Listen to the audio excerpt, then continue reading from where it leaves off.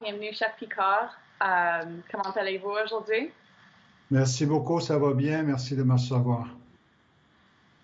Donc, aujourd'hui, on va discuter de la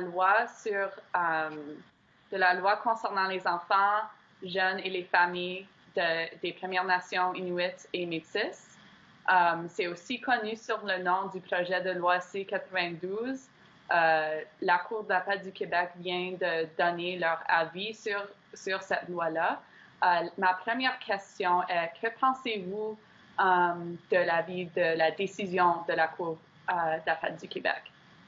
Oui, merci beaucoup pour la question. En fait, c'est pas ce n'est plus un projet de loi, c'est la loi C-92, la loi fédérale C-92. Et c'est vraiment là-dessus que le gouvernement du Québec a décidé d'en appeler, pas d'en appeler, mais de faire appel à la Cour d'appel du Québec pour contester la constitutionnalité de la loi fédérale. Et le 10 février dernier, la Cour d'appel du Québec a rendu un avis qui confirme que la loi fédérale est tout à fait constitutionnelle et en même temps insiste sur le fait que finalement la responsabilité et les compétences des gouvernements autochtones, des gouvernements des Premières Nations sont reconnues dans la section 35 de la loi constitutionnelle. Et en plus, c'est que c'est un droit qui confirmé qui a toujours existé.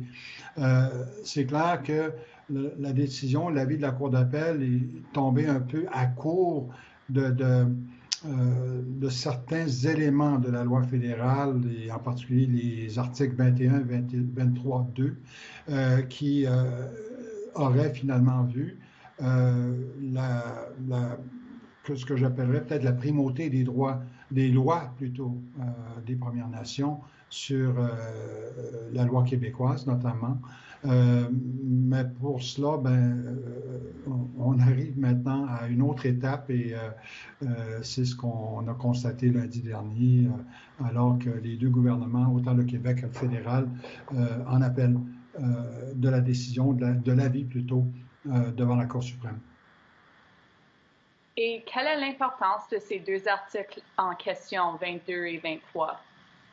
En fait, l'importance, c'est que il faudra d'un côté que dans le cas du gouvernement du Québec, que le Québec fasse la démonstration que finalement sa loi et de la protection de la jeunesse est compatible avec la réalité et son application au niveau de nos communautés. Ce sera vraiment des, une série de tests, là, si je peux m'exprimer ainsi, mais c'est clair que pour nous, sur le front un peu plus politique, on va continuer d'insister que, si la Cour d'appel du Québec a reconnu que les juridictions provinciales et fédérales ne peuvent plus exister sans qu'il y ait une reconnaissance pour un autre ordre de gouvernement qui est celui des Premières Nations, on va très certainement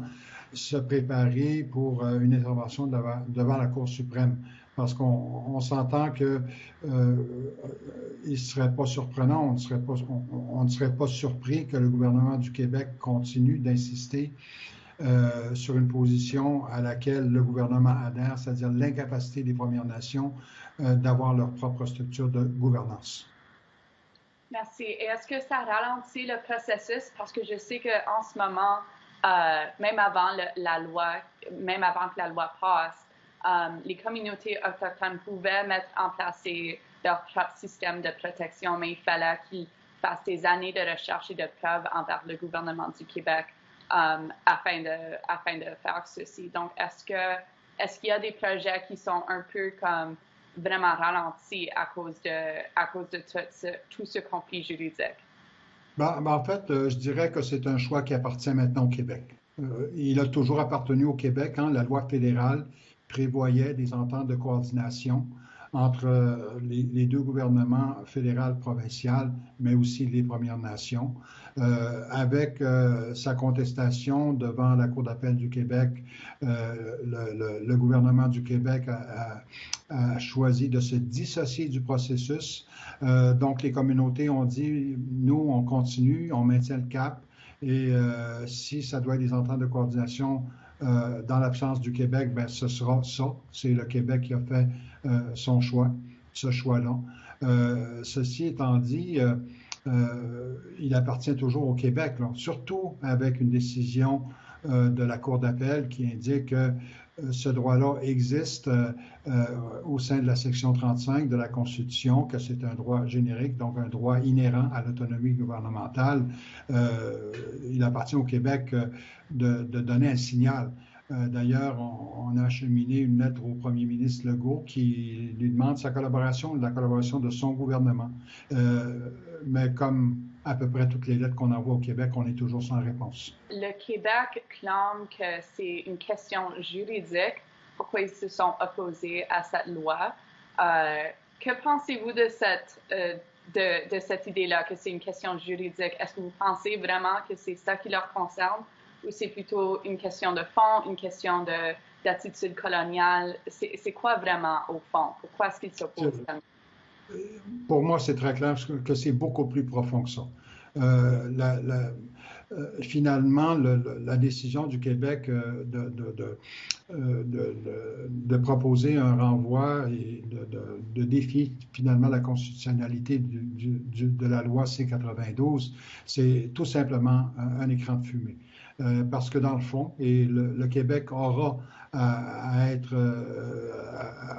le dire franchement, c'est que le Québec ne reconnaît pas la capacité de gouvernance et de gouverner de nos communautés. C'est aussi simple que ça.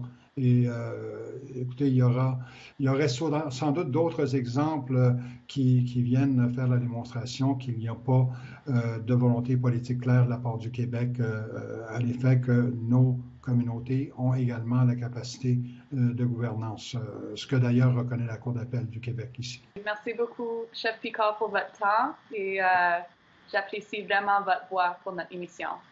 Merci beaucoup. Au revoir. Merci de m'avoir